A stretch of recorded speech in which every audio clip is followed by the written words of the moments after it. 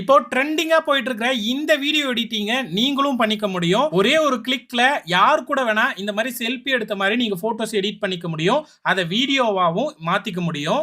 இதுக்கு நீங்க ஃபர்ஸ்ட் உங்க மொபைல்ல குரோம் பிரவுசர் ஓபன் பண்ணிக்கோங்க. ஓபன் பண்ணிட்டு சர்ச் பாக்ஸ்ல நீட் கேஐ அப்படின்னு சர்ச் பண்ணுங்க. இந்த வெப்சைட் வரும். கிளிக் பண்ணி உள்ள போங்க. அதுல இந்த போஸ்ட் இருக்கும். இதுல கீழே போனீங்கன்னா உங்களுக்கு ஜெமினியோட ப்ரோ ஆப்போட லிங்க் கொடுத்துருக்கேன். கிளிக் பண்ணி அந்த ஆப்பை இன்ஸ்டால் பண்ணிக்கோங்க. இன்ஸ்டால் பண்ணதுக்கு அப்புறம் கீழே போட்டோ ப்ராம்ப்ட்னு இருக்கும். அதை காப்பி பண்ணிக்கோங்க. காப்பி பண்ணிட்டு வெளியே வந்துருங்க. உங்க ஜெமினி ஆப்பை ஓபன் பண்ணுங்க. அதுல கீழே செலக்ட் பண்ணி ப்ரோ அப்படின்றத செலக்ட் பண்ணிடுங்க.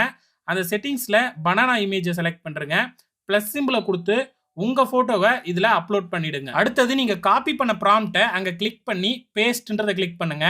இப்போ அங்க விஜய்னு இருக்குல்ல, அங்க நீங்க எந்த ஆக்டர் கூட போட்டோ எடுக்கணுமோ அந்த ஆக்டரோட பேர் போட்டுக்கோங்க. அடுத்தது மூவின்னு இருக்கும். எந்த மூவி செட்ல நீங்க போட்டோ எடுக்கணுமோ அந்த மூவி பேரை வந்து என்டர் பண்ணிக்கோங்க.